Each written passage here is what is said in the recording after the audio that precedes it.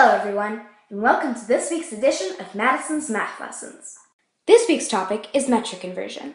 Now if you're like me, you'll find metric conversion confusing, time-consuming, and as soon as you remember it, you end up forgetting it the next day. But by the time you finish watching this video, you'll have a creative, easy, and fun way to remember how to convert measurements. KH, dB, DCM. What do these stand for?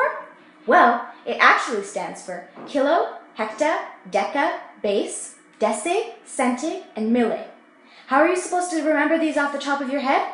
Well, you can create a sentence using the first letter of each word. K, H, D, B, D, C, and M. The one that I created was koala helps dog because dog can't multiply. You can use this one or create your own if you like.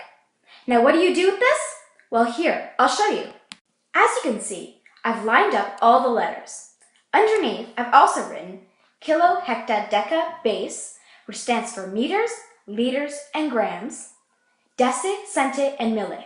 Let's get down to our problems. 4 liters equals how many milliliters? So this is what you're going to do. You're going to hop over 1, 2, 3 steps to milli, which is what you want to find out, because 4 liters equals how many milliliters. What's probably going through your head right now is, okay, so you took 3 steps over, what do you do now? Well, you're going to take your whole number, which is 4, because you want to convert 4 liters. Then, you're going to move your decimal over 3 spaces, because that's how many steps you took. You're going to fill in your spaces with zeros, and then you have your answer. 4 liters equals 4,000 milliliters. Now you might be thinking that this seems really complicated, but look, let's do another problem and you'll see, it'll become very simple very soon. Okay, so our next problem. 7 kilometers equals how many meters? Okay, so the first thing we have to do is to find out where kilometers is on the chart. Now, it might be kind of obvious, but since the word kilo is in the word kilometers, then it does go under K. Now be careful you don't do this. Some people who don't write kilo, hecto, deca, base, deci, centi, and milli underneath their numbers can think that M stands for meters. This will give you an answer way off the actual one. We're going to go over to base because base is where meters is. Now note, we have to go 3 steps to get to base. So what happens next? Well, we're going to take our whole number, which is 7, and move the decimal over 3 spaces.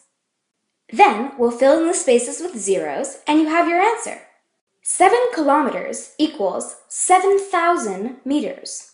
Now, let's do one last problem. This one is going to be a little bit more challenging. Our next and last problem is 9 milliliters equals how many liters? Why is this problem more difficult? Well, because the number we have is smaller than the number we're trying to convert it to. Milliliters is smaller than liters. Therefore, it's harder because you have to move the decimal to the left. So what do we do first? We find milliliters on the chart. Milliliters is under milli.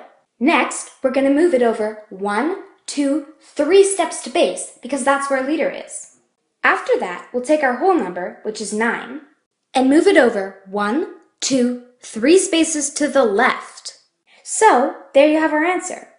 0.009 liters. If you liked this video and found it helpful, please like, comment, and subscribe. Thanks for watching, and I'll see you next week on Madison's Math Lessons.